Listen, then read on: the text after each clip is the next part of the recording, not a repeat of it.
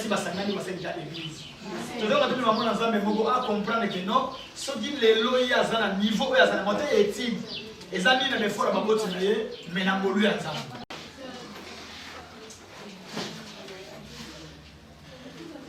Madame.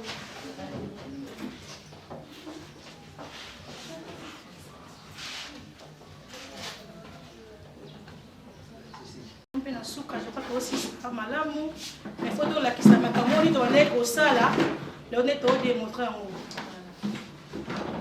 mais tu donnes même ce bazar wana malgré la difficulté zalaki mais to comité na suka yango to nde ba koleka biso ko ba ke to tangi si bien oui quand ta ba nde ba ko défendre oh biso to tangi si yango ba démontrer en haut sikoyo yaya les cas. Je tiens aussi à remercier toutes les personnes qui m'ont soutenu pendant ces temps.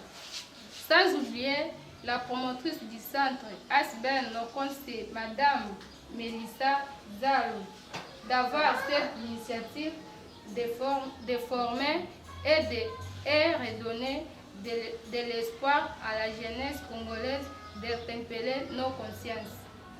Nous disons que le bon Dieu vous protège d'aller en avant. Sur ce, je tiens aussi à remercier nos formatrices qui ne s'étaient pas fatiguées de nous soutenir à avoir quelque chose à nous, bien que ce n'était pas du tout facile. Merci Madame Totsinzanza et Madame Ndoul Alphonsine. Je dis merci infiniment à mes parents, chers collègues et connaissances qui ne m'ont pas laissé et qui ont choisi de m'envoyer au centre Asbel Nokons pour apprendre. Car j'ai appris une chose dans ma vie. L'orpheline n'est que celle qui n'a pas de parents, mais plutôt c'est celle qui n'a rien en tête. Je vous remercie.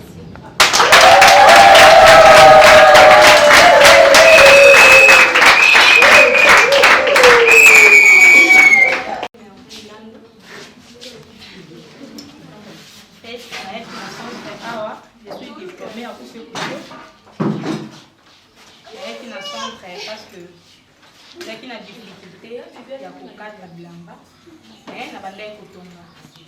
Mais au cas de blamba, il y a une difficulté.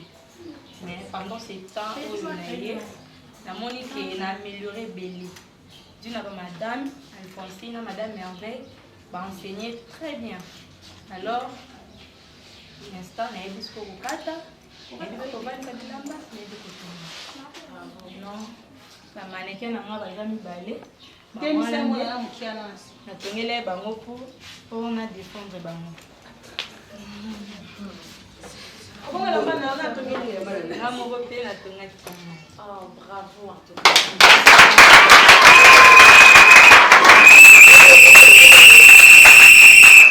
Mannequin dans la katikati totala. Mannequin dans la katikati. Mannequin présenté. OK. Comment les gens ndenge ya kitoko baloko tota na sima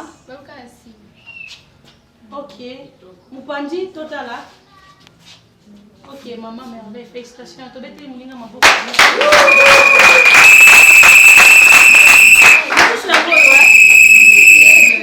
la mannequin mi balai voilà on va dire un mot dans la sauce dans la sauce. Balusai. Bébé Baluka. Allez, allez, allez. Tina Simon. Voilà. Bravo, mannequin.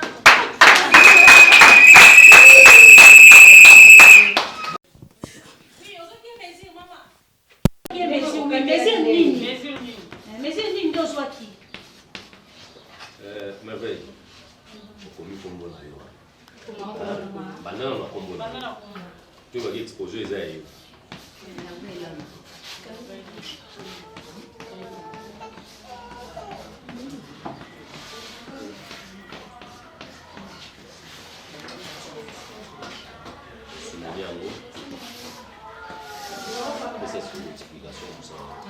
Et si vous mettez, mais si on trouve que ça, il y a nini? Il y a jupe droite. Mais comment jupe droite?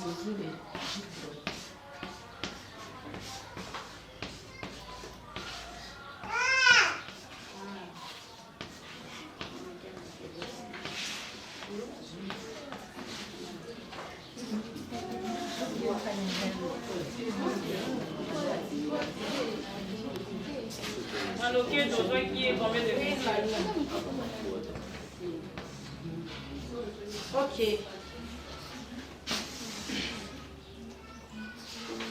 Avec qui est contour A? Contour. Jupe droite, tu dois avoir 3 mesures. Contour hanche. Contour taille, bassin. La longueur totale. Moulay nango. Moulay nango, nazwaki 60. Contour taille nae 80. Contour hanche nae 65. Maintenant, l'écoute à la main.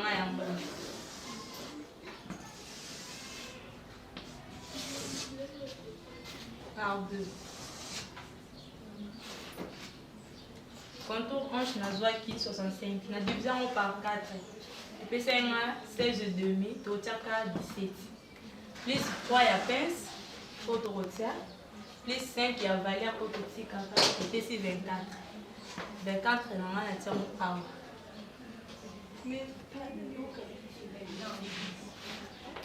Contour taille on a 80. Divisé par 4, et puis c'est 20. Plus 5 ya valeur. 25. Maintenant, on va tracer un mot pour nos 4.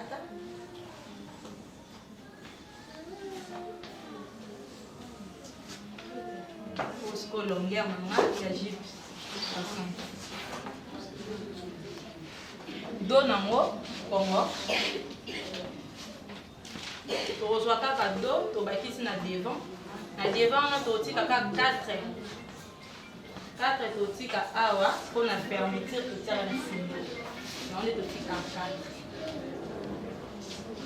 4. Ok. C'est clair. C'est clair, n'est-ce pas? Oui. Non, pour tirer. Ok. Non, le moiseau va diviser par 4. 4. Pourquoi 4? Vous allez la 2, vous allez la 3. 4. Bon, et là, il a pas besoin de 2. Mais oh, il y a comme jupe droite, nous divisons par 4. Parce que pour faire sa forme, il y a un mannequin. C'est l'autre taille. Donc la jupe droite va diviser par 4. Par 4. Ok, merci beaucoup. Je vais terminer mon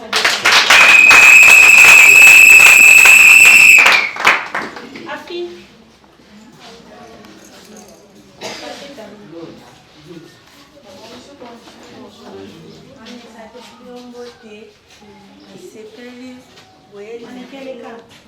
Vraiment, tout mérite et awa. Na balaki kutanga, na na 4e, na sala coupe couture. Mais na yeba kata te même ko tonga yeba. Tangu na awa na passé 5e, tangu na awa. Moi bamba, na kata na ko tonga exemple ngamuko na manike na. Awa na ko dépendre ngo o bota la ndenge na yeba. Effacer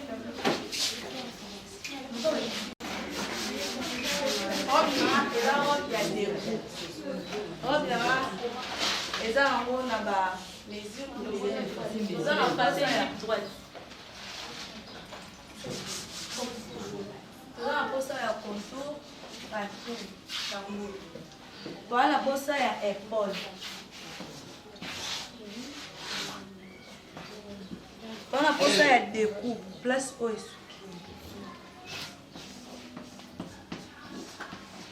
wana posa ya longueur manche.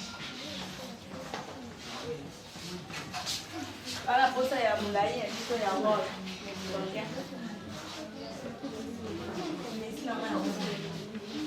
Comme le coup là, qui est la mesure, donc la bosse, moi, tu as la mesure. Par exemple, elle était 14. Épaule, elle était 8. Découpe, elle était 20. Longueur manche, par exemple, elle était 35. 40. Longueur, il y a robe, elle était 50. La légende. Les gens des amis, il faut expliquer comment on va les gens. Les gens, ils ont formé. Oh, tout ça, on va faire. Mais si on veut former, on va la main de forme, mais il y a pas le cas de là, exact.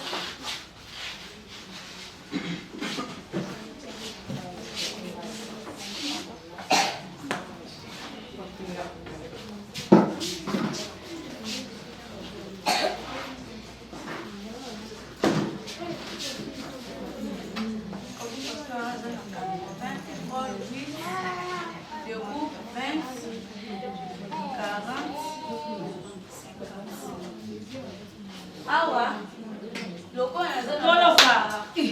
ba mesure na moi aussi na diviser yango. Pour na nini diviser? Po elamba ezalaka na 4 parties. Voilà, c'est sur 4 parties en gros. 4 parties. Ah, oui, la partie moko, ah, la partie moko, ah, la partie moko, ah, la partie moko. Ok, tu veux finir mon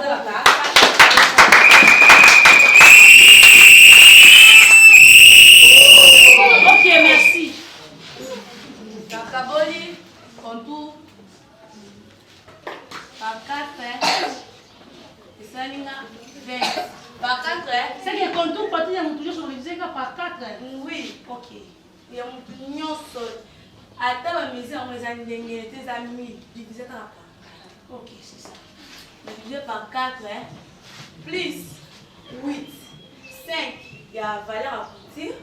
Là, 3, il y a 15. Voilà, écoutez, on l'a mis. Valeur à partir. Donc, si on a 4, bon, on va obtenir une lamba. On va mesure normale. On va mixer et ça, on va au fond. Ce que tu as qui a monté, moi, au fond, et ça te fait visser la main. Ok, ma boko.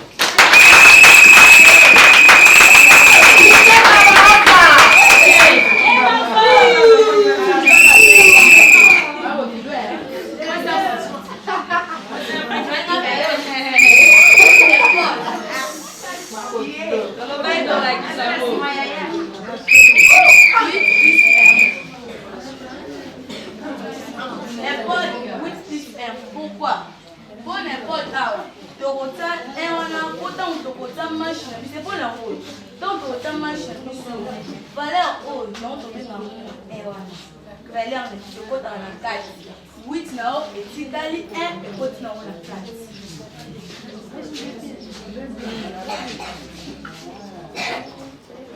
Le groupe, la mission, mais là,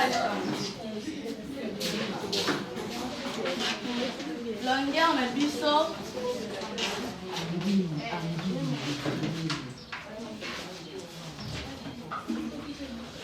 Longueur totale, la biseau. Longueur manche plutôt, par exemple, longueur manche, c'est tout au plus 2.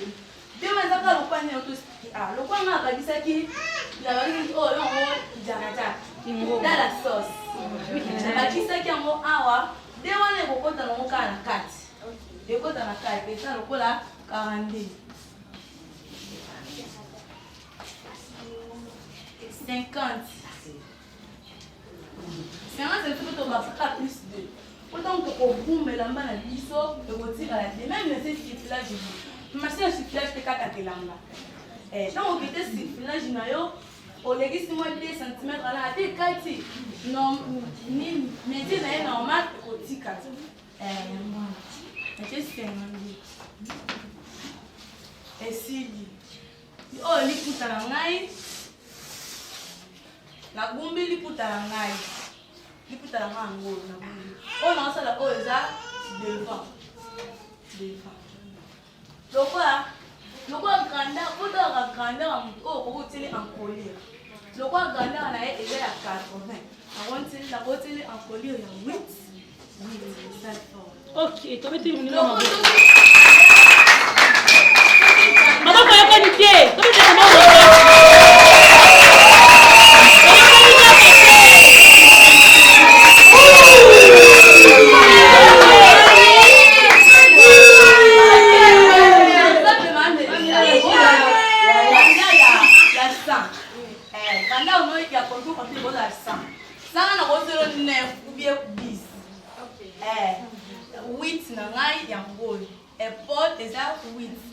plus 1 est 9.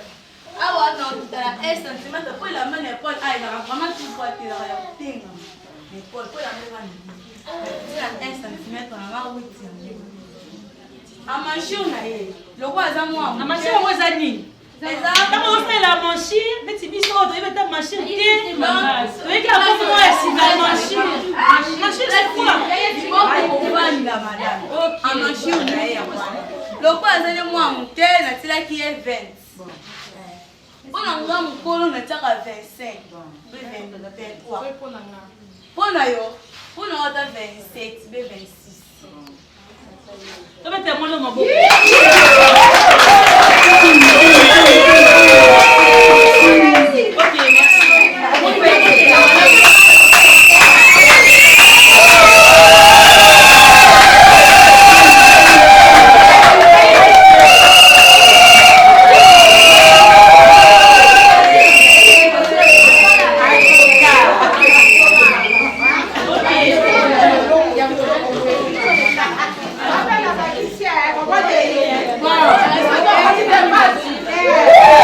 merci.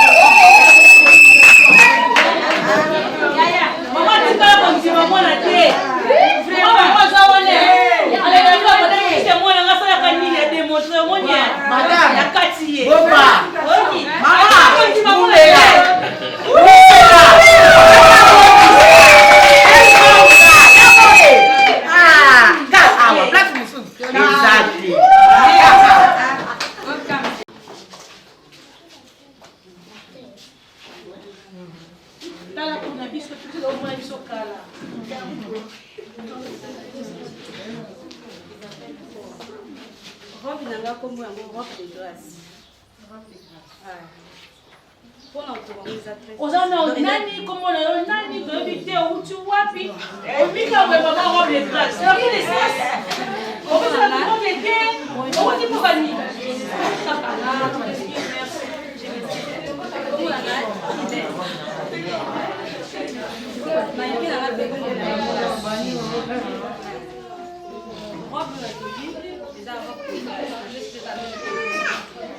non, ils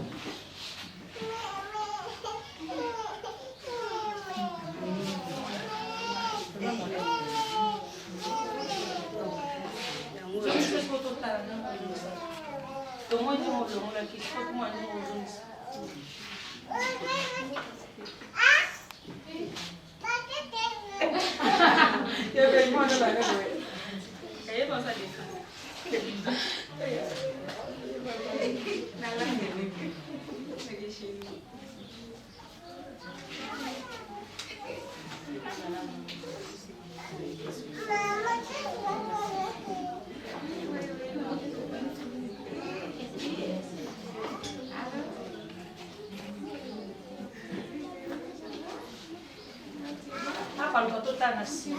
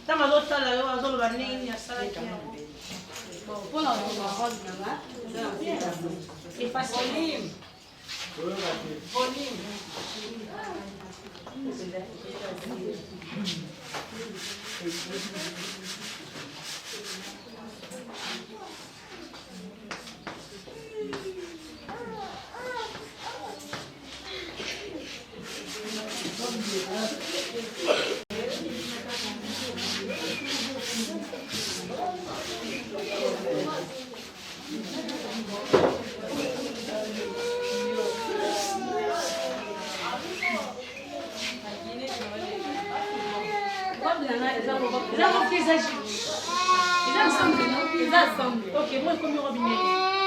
Les gens au standard. Comme ça, on est un peu d'église. Après, on est un peu de la fête. Donc, l'église est bonne. Oui, l'église est bonne. Ah, ok. Premièrement, on a fait des messieurs. On a fait des jours pour tout porter.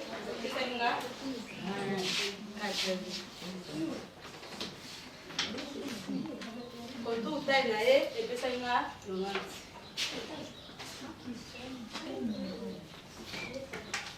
Épaule, et puis ça y va. Longueur taille, longueur à la banane, si awa, et puis ça y va. 50. Eza ba formule tout ça pour tout cas de lamba. Jamais de quoi qu'elle a pas bon tout cas de lamba. Toi là on doit baisser. Ba formule jo madame a 5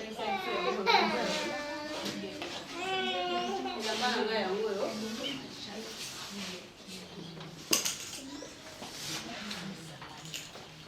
Comme tout poitrine là et c'est la 4. Na 80 wana na 10 ans par 4. On a compte au 4 maman la telle la mère radio 4 on a mis la 4 pour une longue de 10 ans par 4 de 10 ans par 4 à ouais peut c'est 20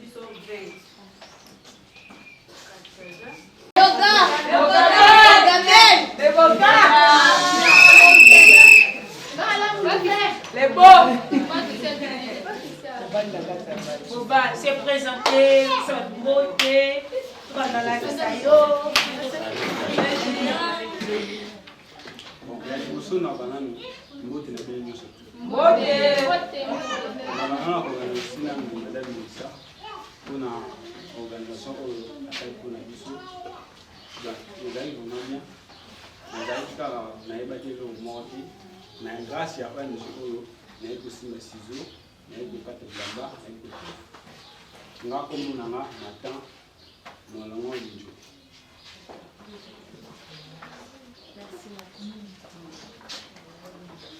Il était mannequin là. Oui, mannequin là, oui. Mannequin là, on l'a qui. Ok, tu fais la coupe. Coupe là. Comment on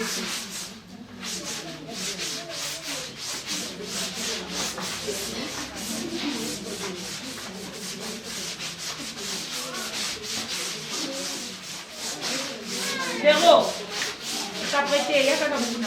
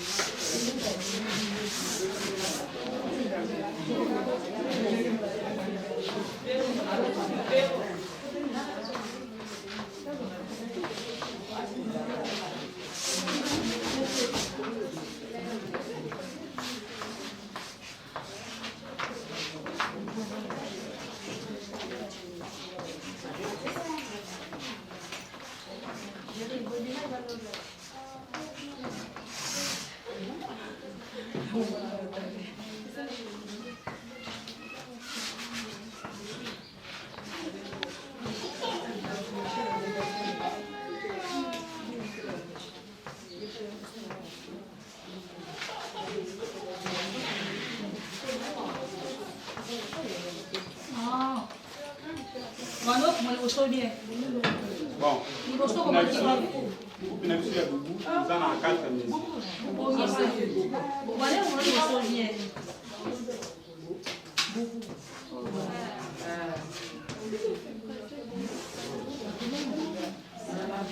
Na biso ya bubu eza na 4 mesi. Mesi na biso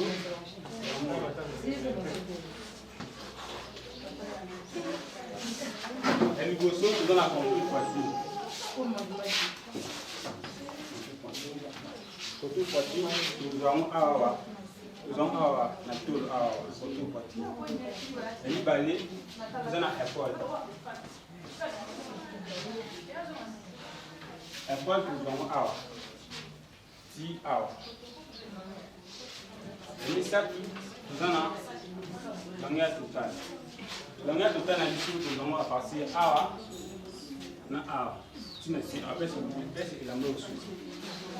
Vous en avez deux longueurs totales. Vous avez la longueur totale 2, vous avez la longueur totale 2. Après, vous avez une longueur manche là. Awa ti awa. Ebandi awa, esoki awa.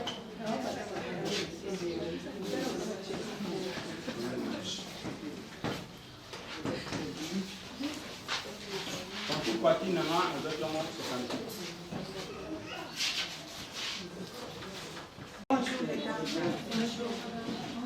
Bonjour tout le monde. Bonjour.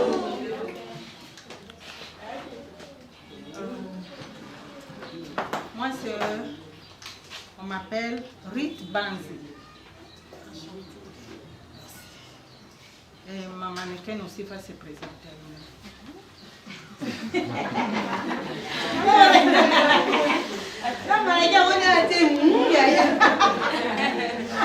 Bonjour tout le monde. En fait, moi, on m'appelle Harmonie Banzi. Oui. Pareillement, merci.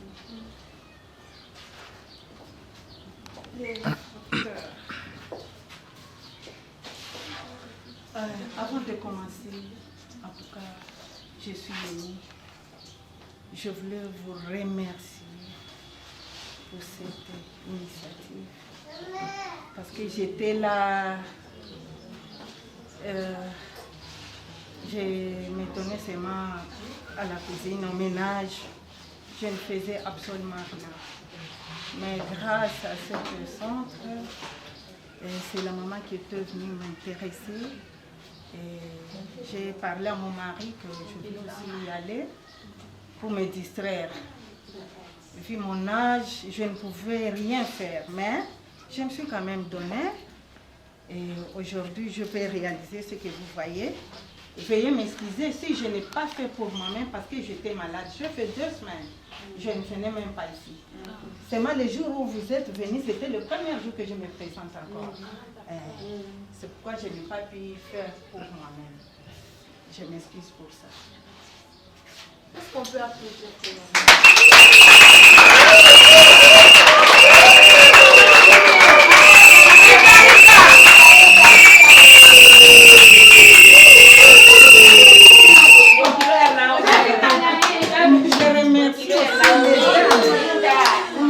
Je remercie les dames parce que grâce à eux, que nous avons pu faire ce qu'on est en train de faire. En tout cas, que Dieu vous bénisse richement.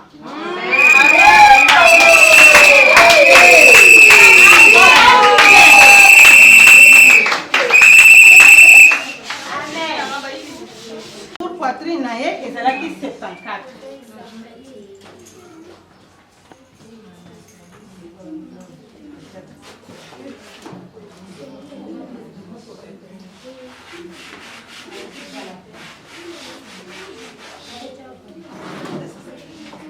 Naye na contour taille naye.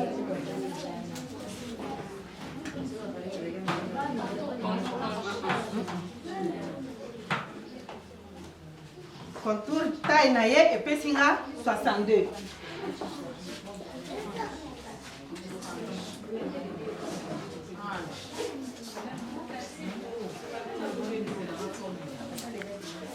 Naye na contour hanche.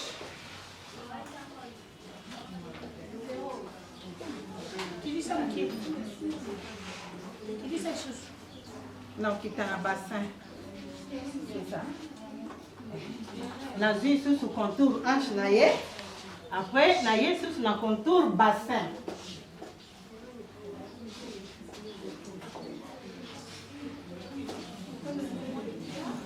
Contour bassin naie, peut-être qu'il a 81.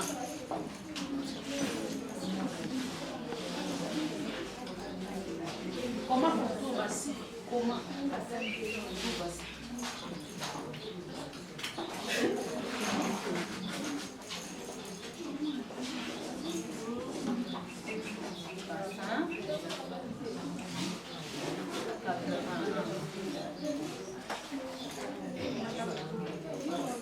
Épaule. Épaule naie, ils ont épaule na ye eza 10.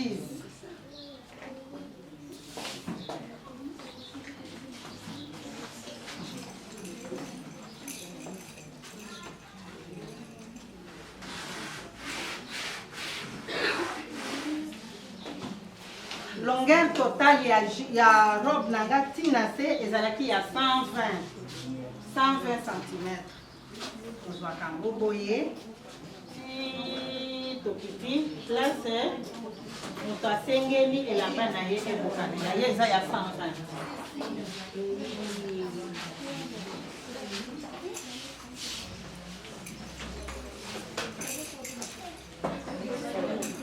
Po bamesure oyo ezala sikoyo réalize nakoka kokata elamba ifo nazwa bamesure oyo naya na légende esikani tosalaka bakalcule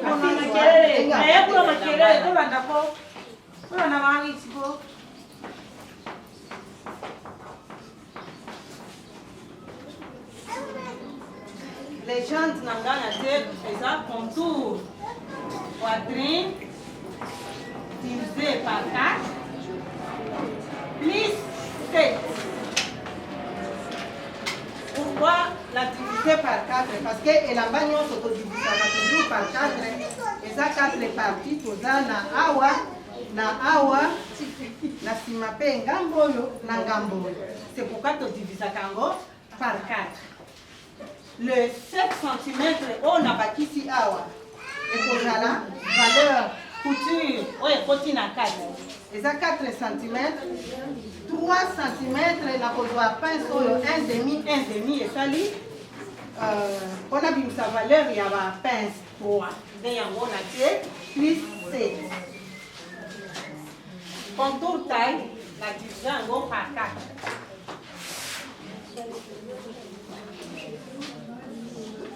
taille divisé par 4 plus 7. Toujours plus 7 parce que la valeur couture na valeur ya pince na taille. Nazui contour bassin.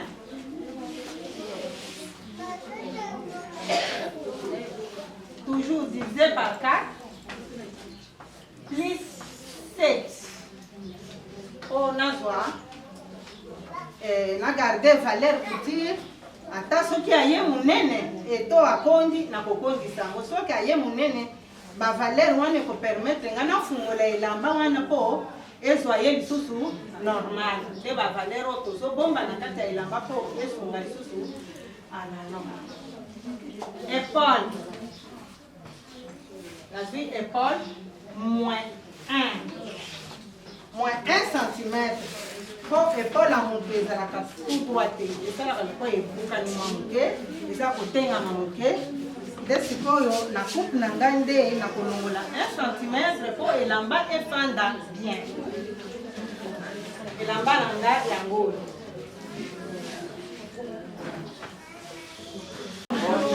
Je réponds au nom de Diabasa Bakambe.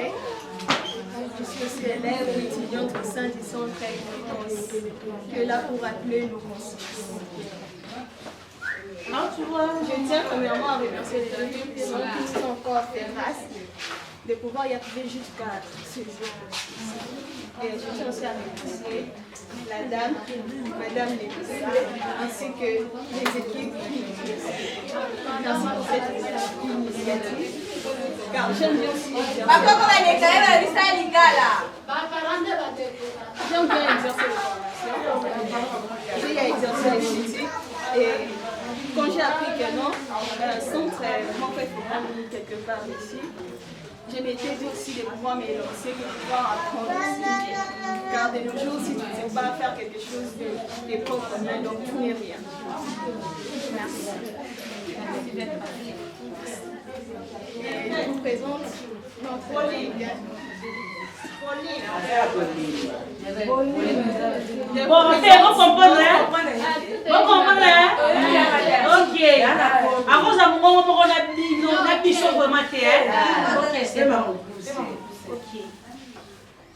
Je vous présente ma mannequin. Elle est là. Et la Tonga qui est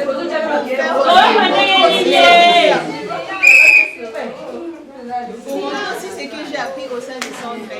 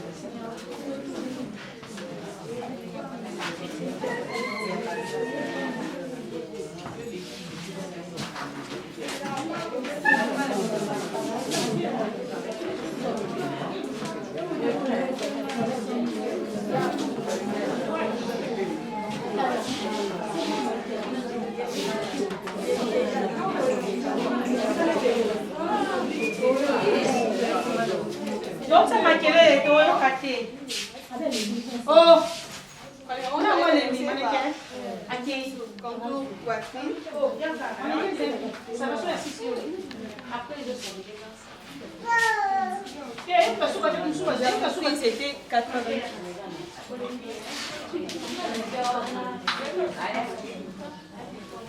Puis j'avais pris contour hanche.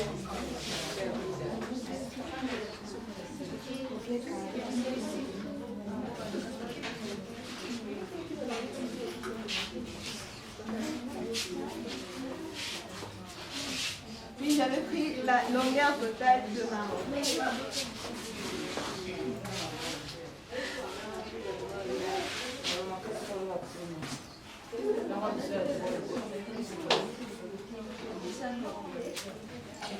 On s'était pas limité là, vu que notre robe est un découpe. Tout ça qui est en gros, c'est ça. Et ça devait.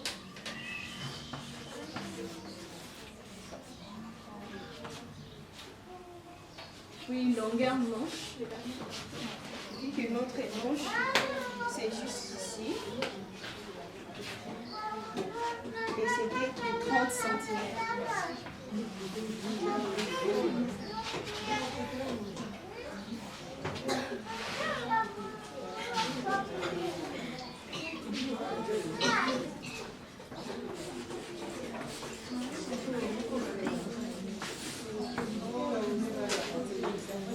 Dans la légende, nous prenons contour poitrine. C'est 88. Nous les divisons par 4.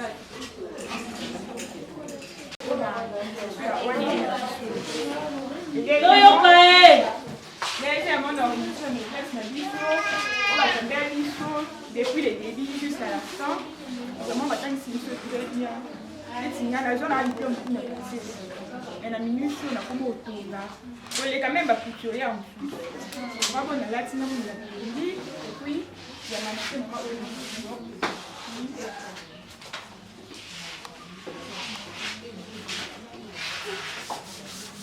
dans ce cas, on va donner un balai.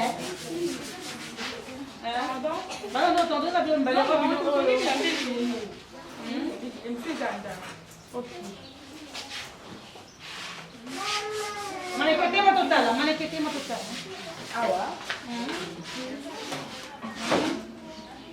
Baru kan bosok. Panci.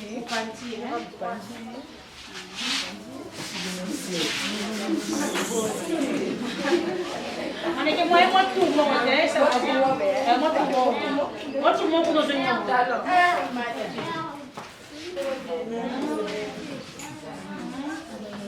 et moi qui me suis combattu.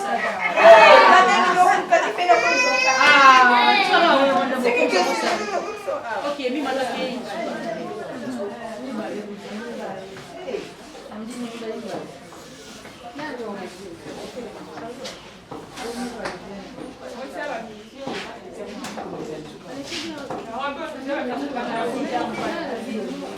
Mais si tu es ennemi, c'est les robinets.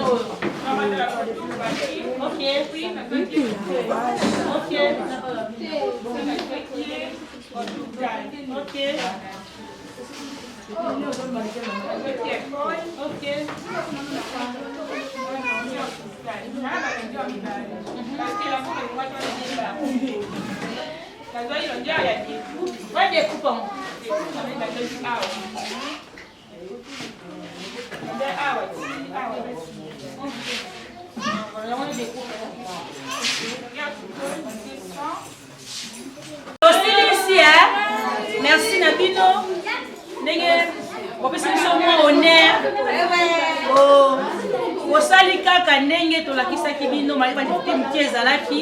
Merci.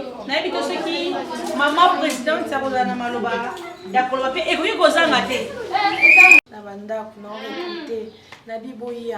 Ata soki boza na connaissance te na coupe couture boya. Mais si autant on a moni boye, je me dis na se trompa quitter. Pour na moni bosali exploit, bozui 5 mois te, 6 mois te, 4 mois te, 4 à 3 mois.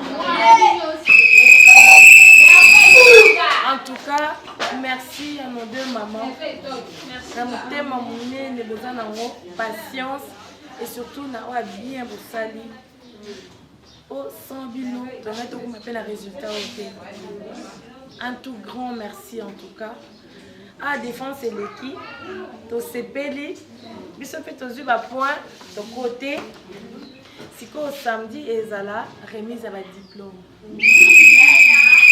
Samedi ezala pas bengi réalisation ya ba rêve na vie.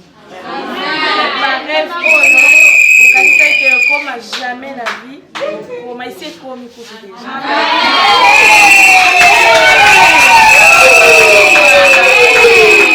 Voilà. Donc tous ans pour ça ma prière. Prière est ça ma face. Après ça ma coquine va lobaka pour bino prononcer l'équipe. To landela bino tina suka pour faciliter.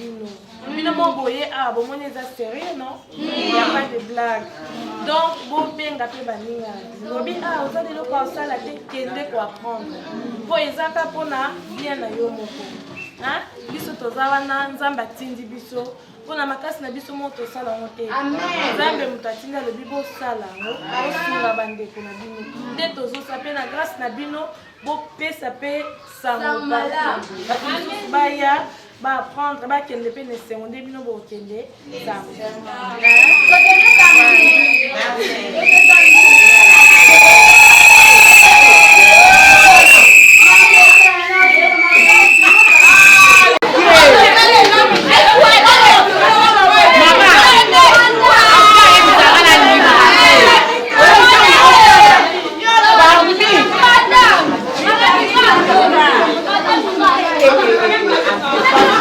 lelo awa ezalaki défense ya bana biso po tozali awa na centre de formation topesaka coupe couture centre de formation non conseil ezali non conscience donc tokati non conseil ezali asbel ONG esimbami na maman présidente Melissa Zalo et puis azana secrétaire nae maman Magali et puis cordon azali papa Dani biso tozali ba monitrice donc ba formatrice tozali ngai maman Alphonsine Dunsongo et puis tozana maman Nzanza Merveille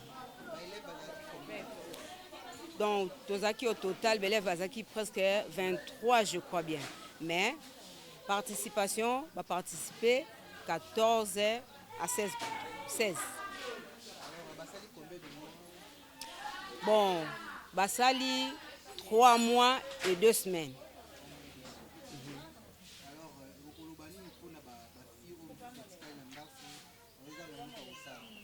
Bon, nakolobake, en tout cas, Baya, Potozali. Baya, pour Bamususu, vraiment, ben inconvénient de toi qui, Bamususu, Bayebi même pas qu'au Simba ciseaux. Bamususu, Bayebi même pas qu'aux mesure. Mais, à partir quand on dit que la Kisabango, Malembe, va se retrouver, Batongi, Babilamba, na Bango, va présenter ma mannequin na Bango. En tout cas, tous les ans, c'est un poète, Moussala Otosali, et ça, Moussala Moko bien, pe. Ba oyo ba yeko tala biso pe ba sepeli ba parents ba ndeko pe ba présente na biso na ba cordon na biso en tout cas ba za esengo mingi pona bosa ile kitoko. OK, merci. Bon. Ba futa mbongo netika à droit. 10 000 francs et puis tout au long il y a formation et ça on fait mais à tout le temps au koko ya na tisina yo ce qui peut moniquer ça va ou na liputa ainsi de suite. OK, merci. Mwana nanga merveille kasala na sepeli makasi po na ndimaki te ke un jour na koko ba pena coutureuse na sepeli na mona tongi peza esengo moko nazala ngo nzambe abakisela mama Melissa ebele po nde tozali buto satandaki te ke koye koleka nde eleki lelo na sepeli makasi ya makasi nzambe abakisa po bafio batikala bandako basala eloko te baya ebele tala bandinga te bakomi bazalaki toyeba te bakoka kotonga mpe bakoka kosimba sizo me lelo tomoni ke mwana nga atongi elamba mpe bato balati bato basepeli babeti maboko bango mpe baya mpo kofala na ndako ya solution te baya kozwa formation ya bien mpo na minute ongala kozwa suna mposa tayere te nafuta mbongo nazwi deya tayese na ngai ya bien ezaki atongi ngi elamba mpe nalati mutu nyonso andimi baya batika kofala na ndako ya solution ngai mpe nazoloba napesi nzambe na ngai merci mpo nzambe akotaka ebandeli te akotaka nde suka nde na remercier mpo ngai mpo na mwana na ngai azwa diplôme aye kobakisa su diplôme ya mibale zemi suko aboti mwana na ndenge avandaka na ndako nalelaka papa napesi merci talanga bien omoni elamba oyo kaka mwana nango na negligeaka oyo atsalaka na ndako ye nde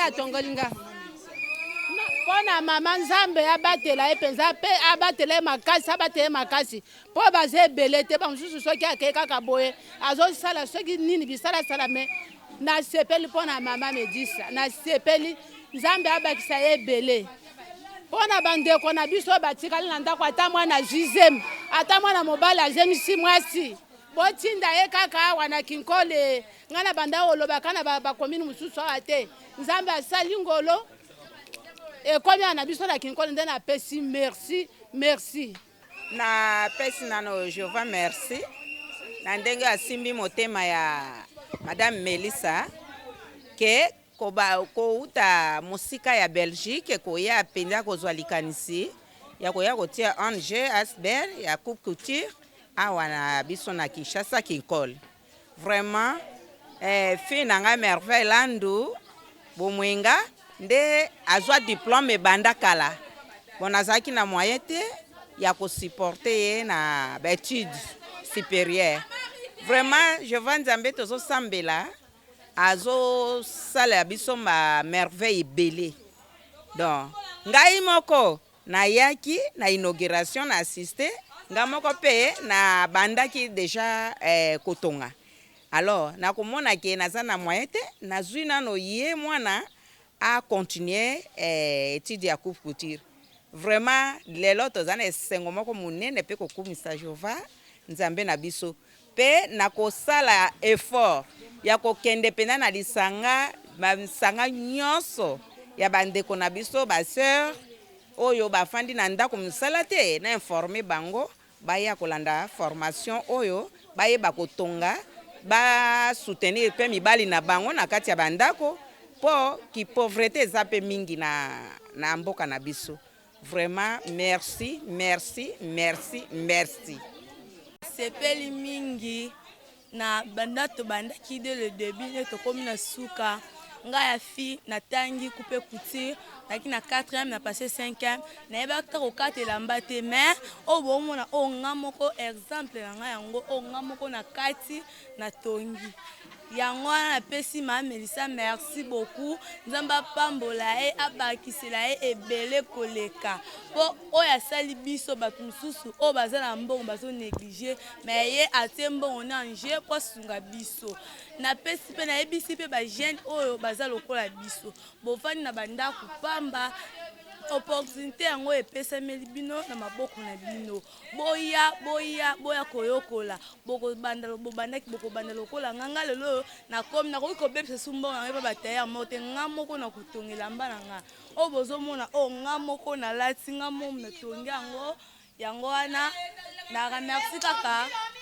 mama Melissa nzambe apambola ye Nzambe eloko liboso na ye koremercie Nzambe na ngai na grâce oyo asali na nzela ya mama Melissa mpona kopesa biso grâce oyo tozobenga yango eza grâce po sa grâce to motema malamu na ye akokaki kosala yango te me na nzela na ye bana na biso lelo tomona ye bango neti ngai mwana oyo awuti koleka mwana nga namonaki ye mpenza na mononga bita libomo oke kosala nini me lelo nga moko nakomi komona bilamba azotongela baleki na ye aotongela nga moko mama naza sir bozomona azotongela nga moko mama elengi donc nde naza boye nakoki kodepase mbongo lisu libanda te po terre moko boye alianga mbongo naza na terre na nga moko na ndako couturier aza na ndako oyo akotongela nga elamba en tout cas napesi merci beaucoup na mama Melissa nzambe oyo alola apambola azongisa ye bele ya mingi alemba te akontinue kosala ka bolamu bafio bafai na bandako bozolekisa bata pamba musala kosala bino eza te boya tobengi bino awa boya bokozala vraiment bokotikala kozala ata mokolo moko te bozala dessus bokozala ya kosepela bokozwa esengo ebele ndenge mpe bana oyo bazwi esengo oyo bakanaki te na bavi na bango en tout cas napesi kaka nzambe alola apambola mama Melissa ya moke yango wana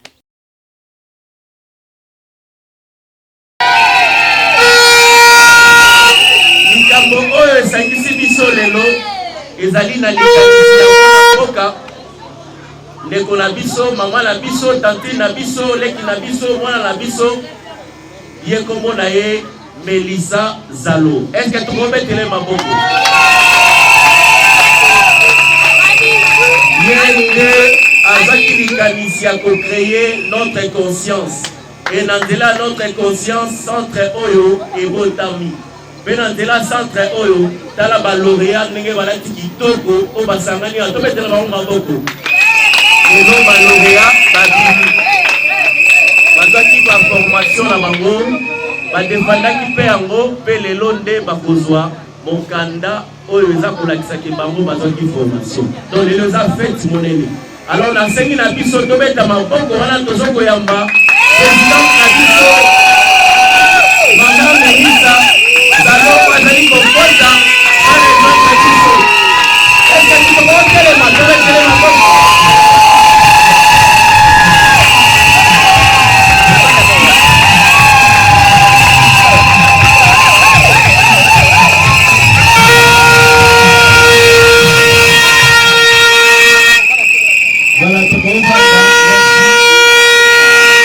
Merci beaucoup.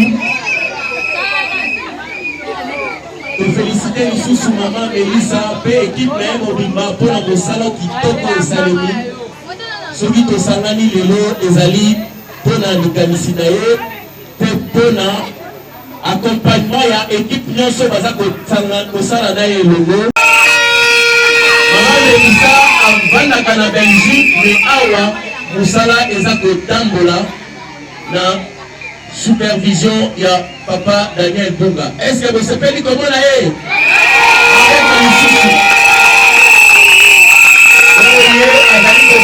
Équipe monene représentée par le Konsusu ya Nokos tout à l'heure. Mbote lisusu lelo eza mokolo ya esengo. Mokolo ya munene pona notre conscience, nos cons.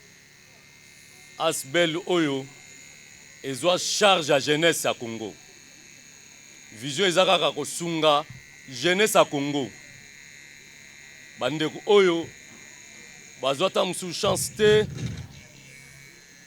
ya kokende na classe ou bien bakenda na classe bazwa pe makoki ya koke musika te to ya koyekola métier moko quelconque ndo moni no cons o esalemi esami na 2018 eza sous na français ba sous la vision initiatrice au moni yo na fandi wana Mama Melissa Zalo oyo asala no cons alali nzambe inspiré nini okoki kosala abina sala eloko no cons ebandaki kokenda na orphelinat kotikela ba orphelin biloko na ba homme de vieillard kopesa bango biloko ya kolia ti kopesa ba formation na bisika musu na bekole tout ça.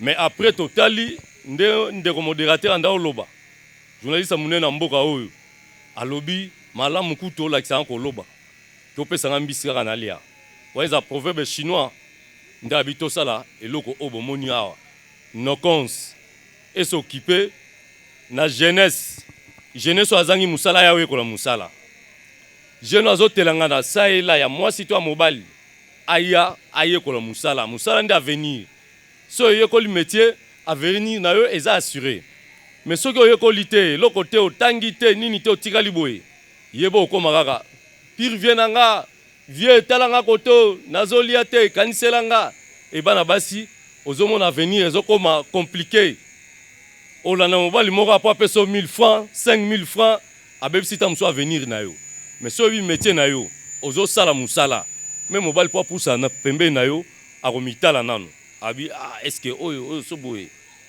alors ya tobi no cons eye kobikisa jeunesse ya Congo tolobaki jeunesse mais komona ke ezaka ba jeune te bazo yekola awa omona ba mama fandi alobi nazaka kaka mama ya ndako nalambaka fufu nakipaka bana non je peux faire mieux au-delà de ça ndenge leo bazolobela parité comment papa azobima mama pe azobima mama pe akoko créer nde ba mama o ba comprena bayaki na no cons bayeko bakisa nini na bongo na bango lelo baza capable ya kosala misala oyo no cons esalemi pona ko lutter pe contre environnement mon lelo partout balobe réchauffement climatique nde bato bakataka banzete nde bato bazopolio bazotumba tumba nini nde no cons na mikolo ko ya mo pe to ko lancer lisusu aspect wana ya banini ya ba concept oyo eza na kati ya no cons eza na pona ko valoriser la jeune fille o ba benga ba concept genre musuba ba gender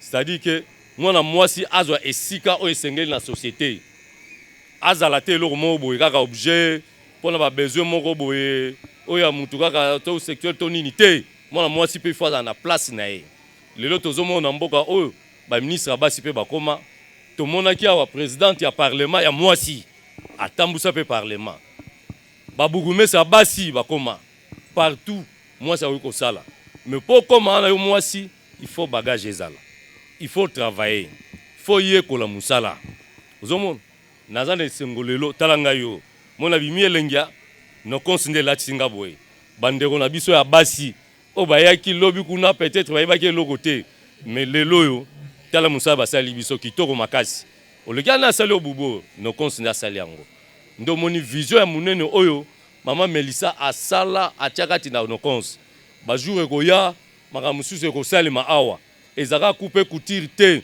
bomona pe esthétique ekoma awa bomona pe oto ekole ekoma awa pona bandeko ya mibali pe ya basi ba osepela kosala ngo do makambo eze ebele ya kosala awa yango yo ndeko mwasi ndeko mobali ofandi na ntsele na kinkole opportunité yango epesemeli yo et surtout que eza ya ofele ofute eloko te oye formation ebandi ti na suka boko se renseigner bandeko bazawa outil à travail nyonso bakuti awa machine batisi bilo bazo ekola nyonso ezala awa alors il faut qu'on profite na yango tant nzambe asimbi mama ya boye non ce que on rate opportunité o seke yo moko milingi te donc aza mama o pe faut ko tiena mabondeli ya on a sengi na bobete pe mabongo makasi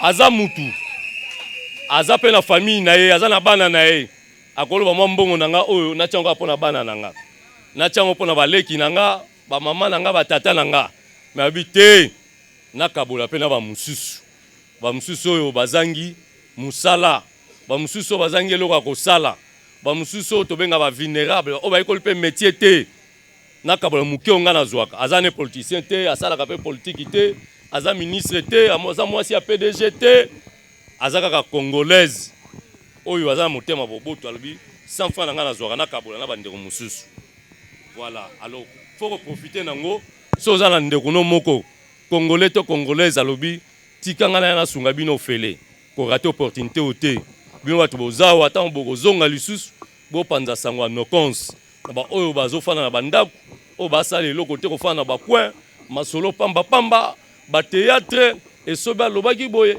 vie de lui asalaki boye bango basala deja ya bango vie yo mpe bule mpo na vie na yo zomona bule mpo na lobi na yo okozala nini nayebi mosala te tangi te nake epai te nakozala nini lobi voilà na mokuse elo nakoloba na bino nokonsi yango baporte ezalaka chaque fois ouverte à tout moment bokoya mois de mars déjà tozo entamé la session mosusu oyo ezobanda esusu ya 3 mois lisusu toza na baenseignante na biso bazawa qualifié ya qualité ya kitoko ya makasi soki oye atanga oyo nde nayebi na makambo akupe couture te kofandaka nafandaka ere mosusu namonaka nde basala nakoma mpe koyeba o soki nini longi soki taille o nini nakomoyeba biloko nyonso wana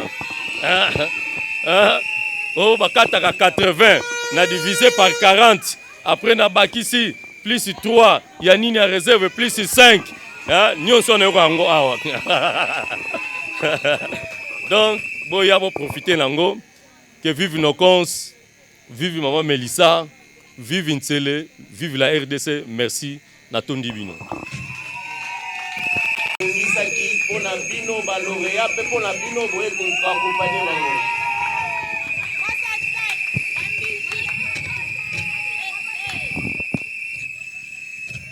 Bon, akosala discours na français mais oloba pe moi muke na lingala.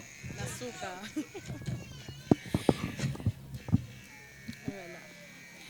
Distingués invités, à vos différents titres et qualités, chers lauréats et lauréates, bonjour. Avant toute chose, laissez-moi rendre d'abord grâce à l'Éternel, inspirateur de tout bien, des projets nobles qui concourent à la paix, à la justice et au bien-être commun. Lui qui nous avait inspirés pour la création de l'ONG Nokons, dont nous célébrons aujourd'hui les premiers fruits. À l'inauguration de ces sites, il y a 6 mois, nous avons lancé une cascade de formation en coupe et couture qui livre aujourd'hui ces 20 premiers lauréats qui nous ont tous invités pour valider leurs premiers dans la vie professionnelle par une remise officielle et solennelle de leur attestation.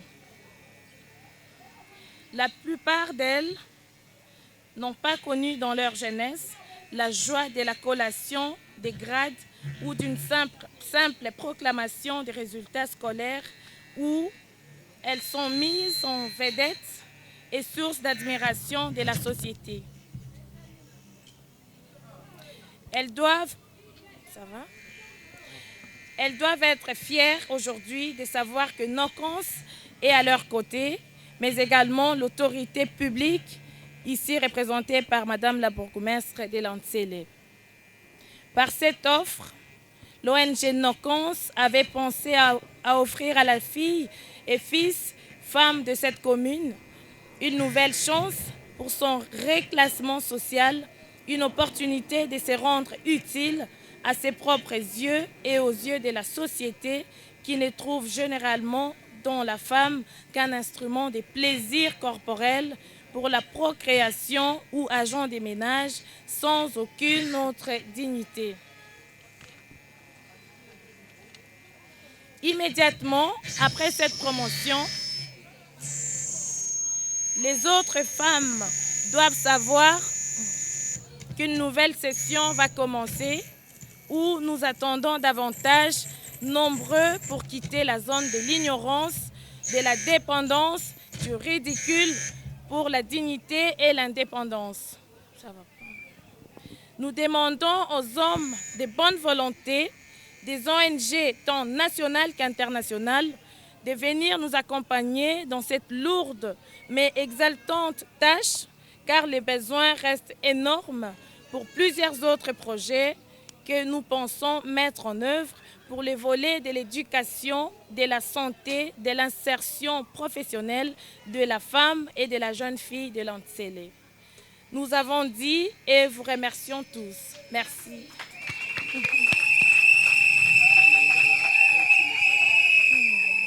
Message na lingala na loba naza posa olela. Esengweleki tellement il y a trop. Je me rappelle il n'y a pas longtemps awa tant bande osaba recrutement batebele bayeba ko simba sizote bayeba ki musala ote ya coupe couture. Mais na défense ezalaki avant-hier na moni ndenge ba osala ba démonstration déjà sur botali bango mo nyonso balati ya bango bango mo batongi mutatongeli bango te nga moko pe ba honorenga pomoni bien cordon. Donc, ils ont formation vraiment professionnelle, il y a courte durée, mais tu as le résultat. Et c'est que lobby, tout le monde a des soeurs, des frères, ils exercer musala na bango. Parce que diplôme au bazo zoalelo, ils ont pour ba bomba landa côté, ils ont pour ba travailler. Et c'est que biso toko lande la bango tina suka. Donc to poursuivre la manifestation. C'est la ensemble, mais il y a Sengo. Hein? Voilà, c'est tout ce que j'avais à dire.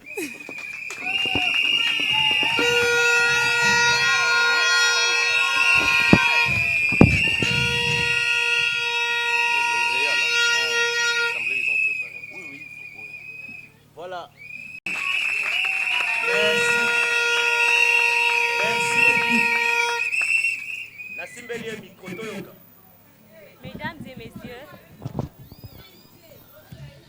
Mesdames et messieurs, distingués invités, bonjour. À l'occasion de la collation de fin de formation en coupe et couture au centre Notre Conscience, nous rendons grâce à Dieu tous les saints, le Père de notre Seigneur Jésus-Christ, maître de temps et des circonstances, pour avoir rendu possible la cérémonie de ce jour. Madame la bourgmestre, Madame la présidente Mélissa, Messieurs les coordonnateurs, Madame la secrétaire Magali, Madame les formatrices, c'est avec un réel plaisir que nous vous adressons ces mots de circonstance afin de cristalliser haut et fort ces jours combien mémorables que la fin de cycle de formation en coupe et couture au sein du centre Notre Conscience. Nous saisissons cette opportunité pour présenter l'expression de nos sincères et vifs remerciements à Madame la Présidente et saluons à la même occasion nos invités de marque pour avoir accepté de nous honorer pour votre auguste présence. Votre présence ici est la preuve d'une grande considération pour nous au-delà de la simple symbolique. Nos remerciements iront à nos chères formatrices que n'ont rien mélangé pour se donner corps et âme à cette louable entreprise, en nous faisant bénéficier d'une appréciable et suffisante acquisition de techniques tout au long de notre apprentissage. C'est ici l'importance et l'intérêt du choix que nous avons porté sur ces centres et vous prions de bien vouloir accepter l'expression de notre indéfectible gratitude. Plaise à Dieu Tout-Puissant de vous bénir richement pour les sacrifices consentis et votre dévouement. Que vive la RDC, que vive le centre Notre Conscience. Je vous remercie.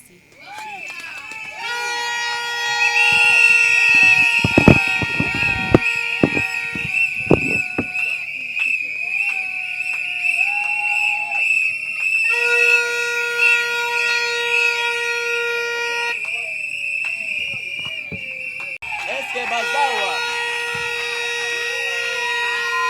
batelema tobetela bango maboko.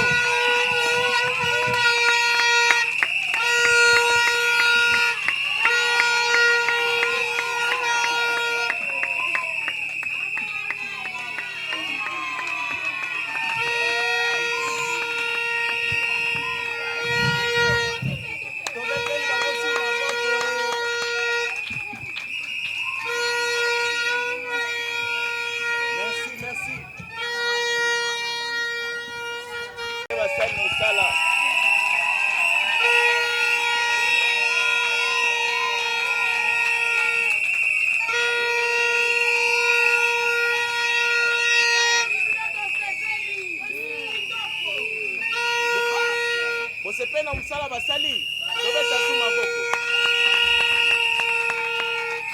Merci beaucoup. Voilà, bomoni musala et monani. Oh, tozopesa diplôme na biso. Boko deviner koza nani. Vous évitez, hein? Voilà, diplôme d'honneur à Madame la Présidente.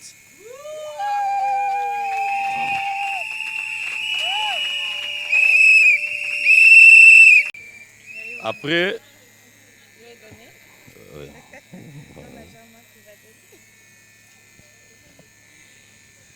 Voilà, topesi maman Melissa parce que ndaza visionnaire. Mais siko yami balé. Voisin na ngai à gauche. Est-ce que toko betele maboko?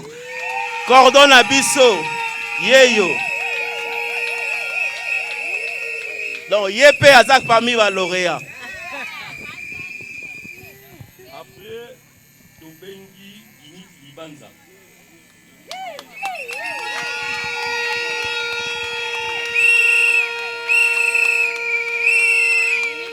Init Libanza. Libanza. Tobengi Libanza. Ah, maman présidente a repris ça yo. Voilà, maman présidente a repris ses diplômes na ye.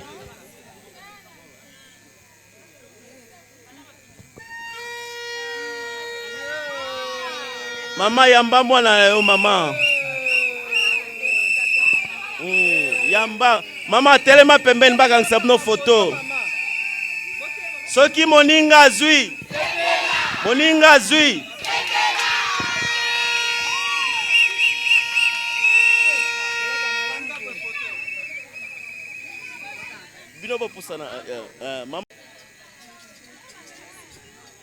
Voilà, tu continues. Après Guinée, tu bengi Jemima Mokeli. Jemima Mokeli.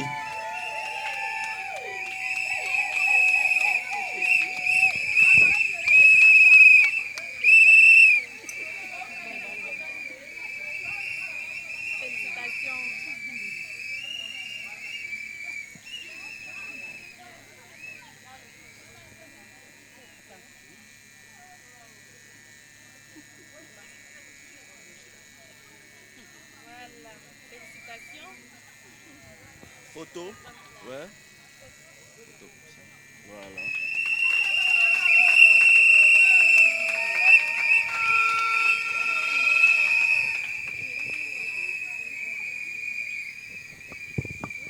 Après, je m'y mets au bengi Iniki Safa.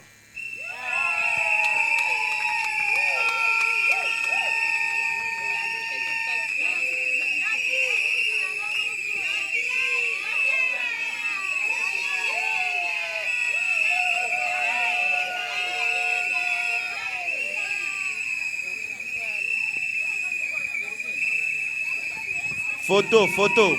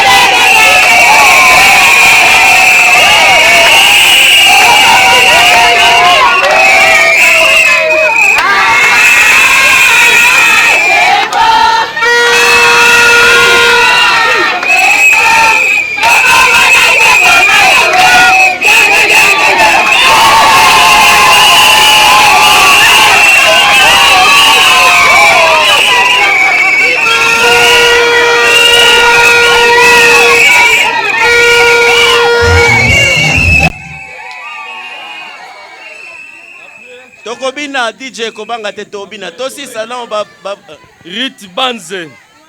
Ruth Banze.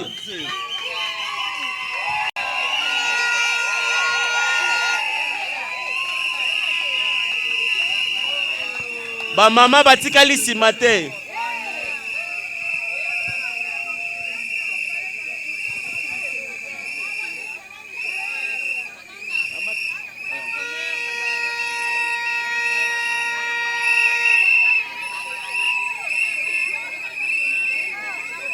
Photo.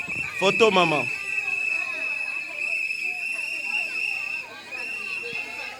Ba mama batikali nsima te.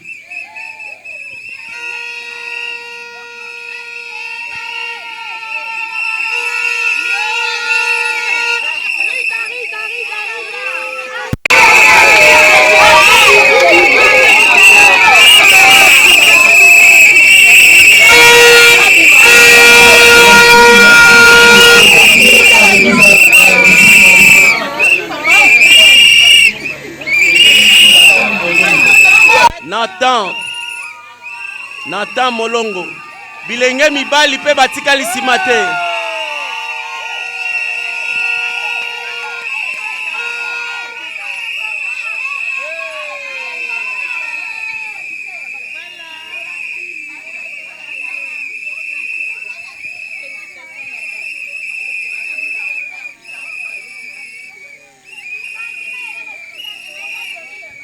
Photo.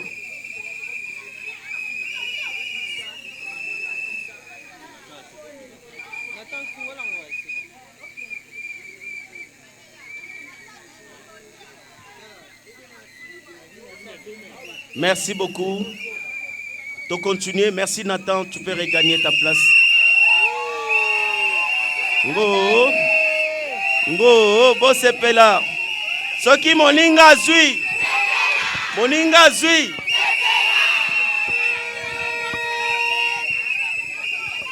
Guylaine Liendo. Guylaine.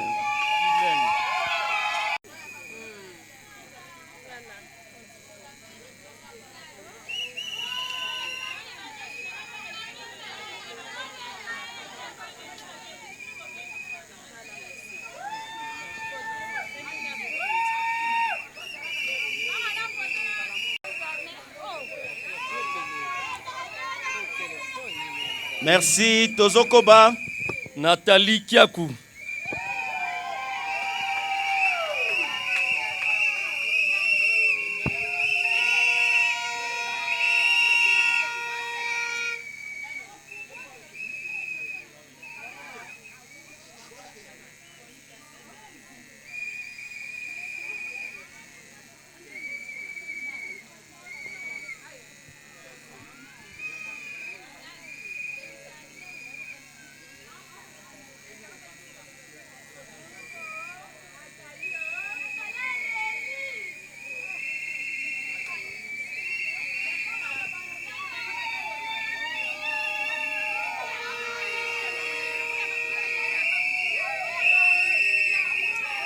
Merci, merci beaucoup.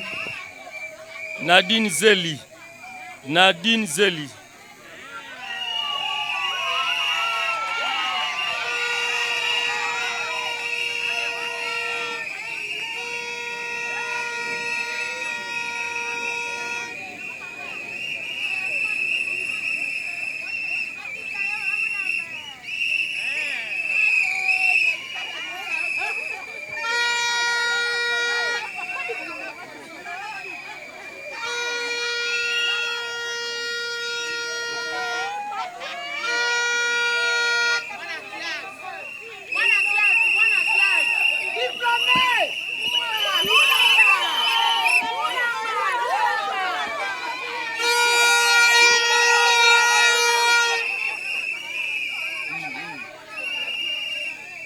Tu continues. Isheka Afi.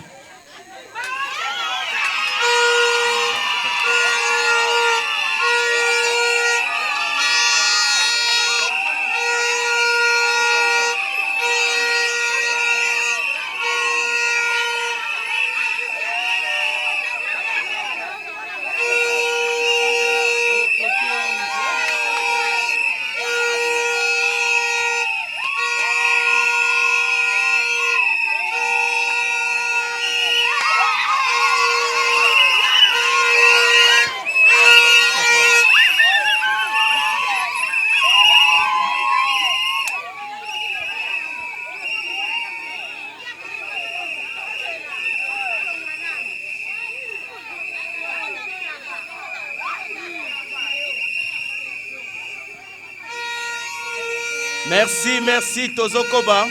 Germaine Mujinga.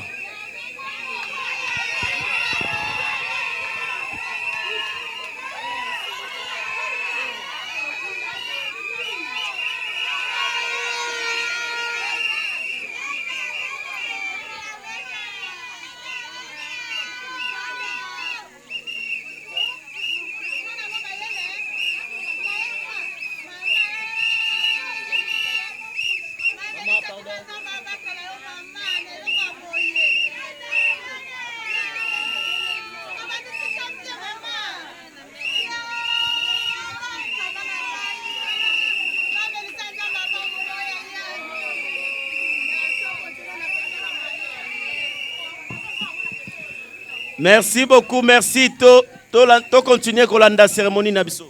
Véro Kona. Véro.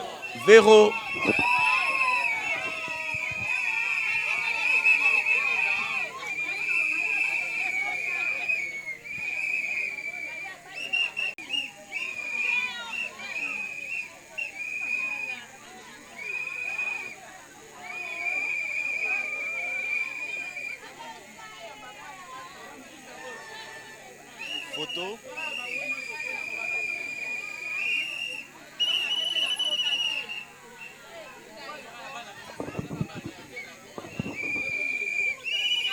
Merci. Merci beaucoup. Josepha Angini. Josepha Angini.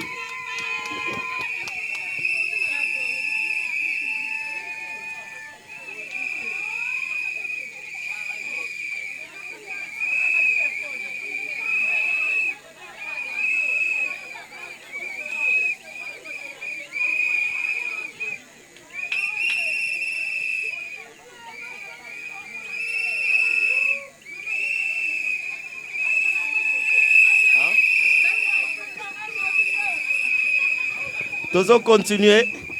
Laura Matangelo.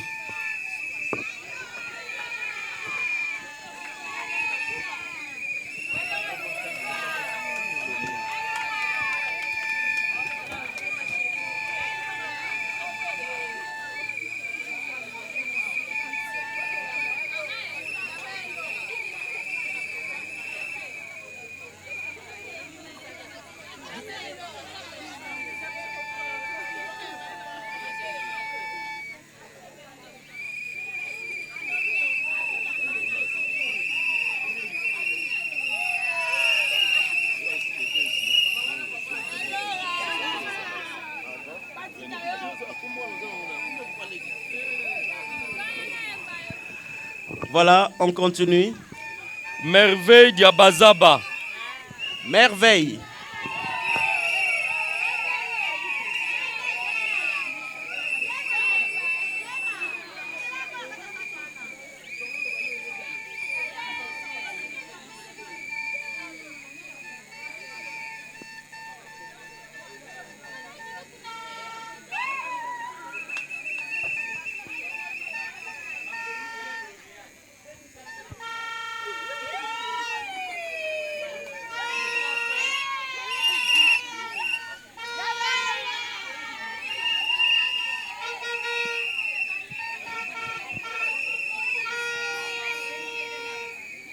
Merveille Kassala.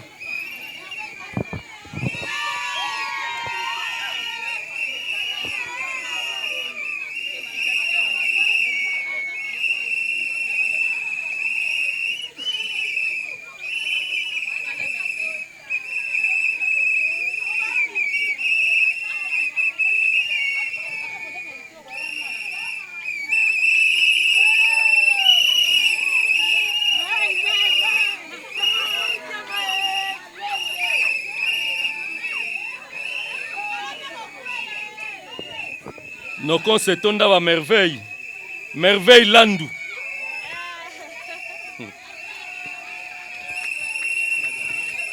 Hein? Non, c'est fini.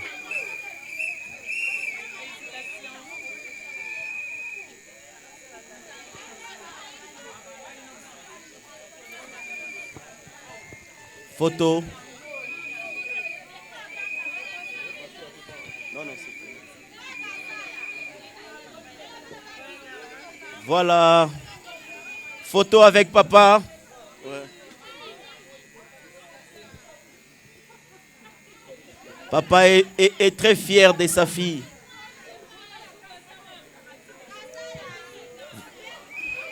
Voilà. Tobengi sikoyo balorea nyonso boya bokangisa photo na cordon na maman Melissa. Na ba enseignante pe bayat bakota la photo. To salango wapi?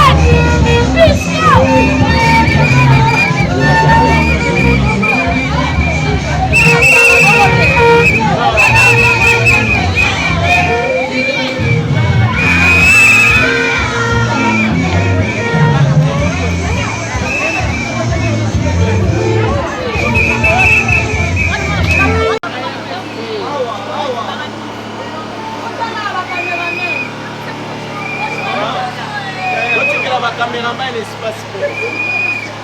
Oh.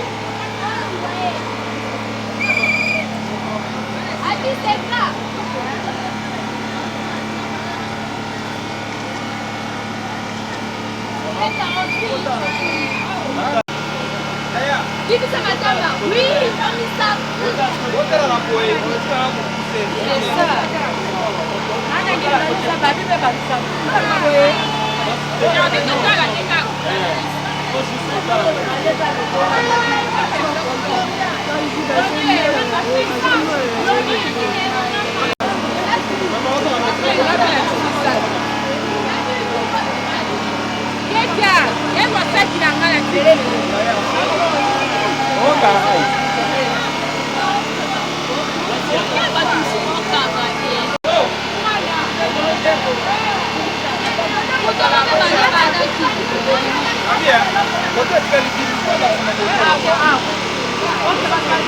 lelo ezalaki jour ya remise ya badiplôme na biso tobengi brevet nde toyaki tozwa yango yango moni tose présente lelo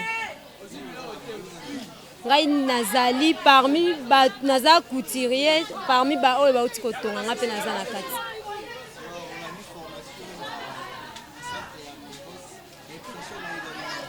impression na nga liboso nasepeli makasi mpo nayebaki eloko te à travers ya centre no conscience elamusi nga lisusu ebakisi un plus yango nde eza nano impression na nga yango wana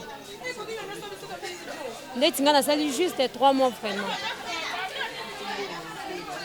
nyonso ofele ata mbongo te nanu namona te ke moto ayeba mosala maboko toyebi bayere ezalaka mbongo me awa eloko te nyonso ofele liloba eza ke merci beaucoup akontinue na mosala na ye nzambe apambola ye abakisela ye ya mingi mpo baza ebele te mbongo na ye kaka kosala makambo mosusu me alobi atiango araisonne biso baoyo tovandaki eloko kosala eza te ndenge nasimbi diplôme na nga eza esengo un jour ndenge deja naza na bandi deja mosala nayebi ke na journée de la femme nazosimba deja mbongo malembe à travers ya mama sa ye mawa plein nasepeli makasi nzambe abatela ye apesa ye bamikolo ebele awumela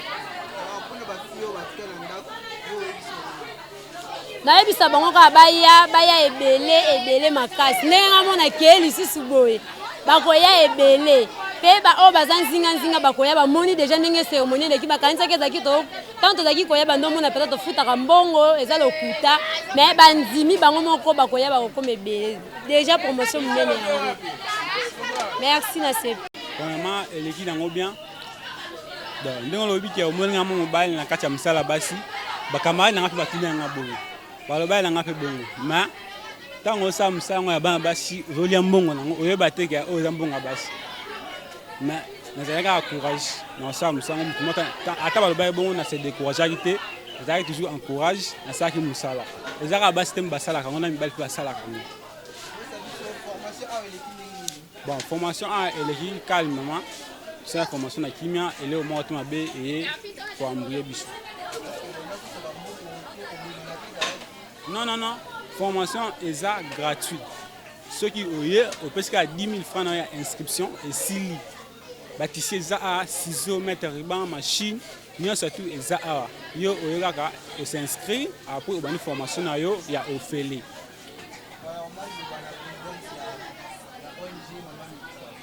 en tout cas vraiment merci mpona ye na oyo asali mpona biso tozangaki eloko kosala apesi susu courage ya koluka yango bao te koyebisa soki ya soki moto akabeli yo okolia yango esila me alakisa mpe ndenge okoluka po ntango okoyeba koluka okokufa so nzala te mais soki akabeli yo okolia yango oyo okabela yo eosila nango nzala ekozonga susu mais soki alakisi yo ndenge akoluka okoyeba nzala susu ezala susu te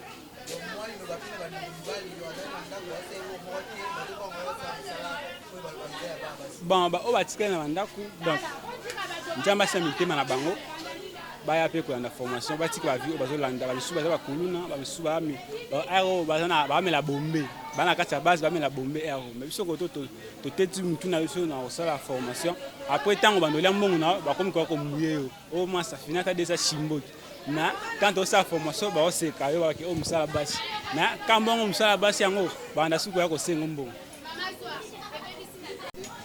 ngai kombo na madame Merveille. Ah ouais, les élèves comme madame, ngai na lakisa bango ndenga otonga. Bana oyo encadré pendant au moins 3 mois assisi formation bazi ba privé sengono ida yinzi. Ah. Esengo za makasi komona bana neto bandana bango misuto zaina bango awa. Bayebaki ate eloko te, bayaki kaka bongo ata kosimba ciseaux pamba o bazaki na difficulté mais lelo il a fait grâce que bana bayebi kokata omoni babilama balati wala bango batongi yango en tout cas esengo za vraiment makasi ndenge komona bana malgré bayaki eloko te mais nzamba sungi lelo batongi en tout cas eza esengo makasi. Alors formation on a encore c'est les cabanini. Bon formation biso on encore c'est gratuit. Formation biso c'est gratuit sauf que opesi kaka 10 000 francs inscription nyonso okokuta awa eza ya biso yo ya kaka maboko na makolo biso atona ba ciseaux tona biloko nyonso to ye kaka olandi formation na yo c'est tout aussi ici 3 mois na yo oji brevet na yo OK na kimia nyonso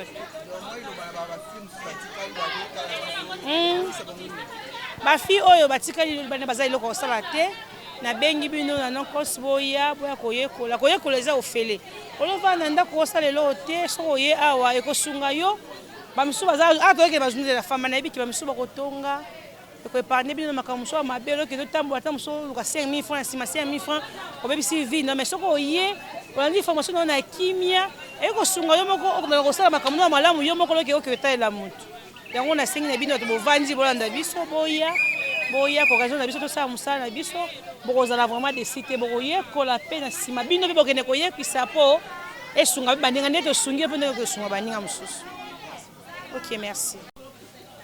C'est la joie est immense en tout cas de voir les fils et filles de cette commune de Lantsele commencer des zéros jusqu'à atteindre ces niveaux. C'est une formation professionnelle. Quand on parle de quand on dit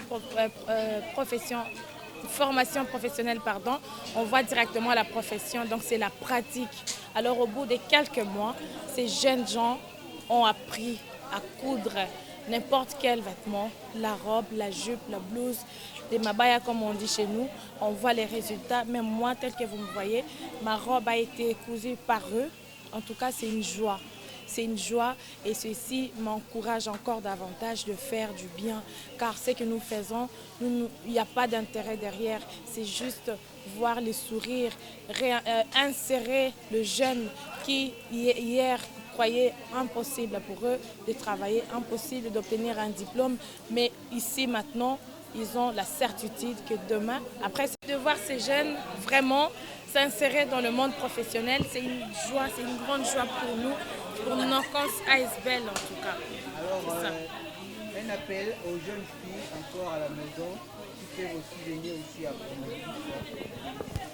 Alors, je lance encore une fois cet appel car c'est très important. Jeunes filles, jeunes garçons, parce qu'hier nous avons cru qu'ici il n'y avait que les jeunes femmes qui avaient besoin de cette formation. Mais après, nous avons vu qu'il y a eu des hommes aussi qui sont venus apprendre et maintenant ils ont leur diplôme. Alors je lance cet appel à tout le monde, filles, garçons, mères, pères, tout le monde qui veut vraiment apprendre pour intégrer le monde professionnel, pour quitter la dépendance, pour s'intégrer comme tout le monde. Ils peuvent venir se joindre à nous. Ici à Nokons ASBL, la première promotion vient de prendre fin. D'ici la semaine prochaine, ce sera une nouvelle promotion qui commence. Donc venez vite vous inscrire et c'est gratuit. 10 000 francs d'inscription juste pour prouver l'engagement, mais le reste est gratuit. Tout est donné ici dans les centres. Donc n'hésitez surtout pas car les places sont quand même limitées jusqu'à là. Alors vous êtes ici à Est-ce qu'on peut savoir Non, nous avons plusieurs projets derrière. Ici, maintenant, c'est la coupe et couture.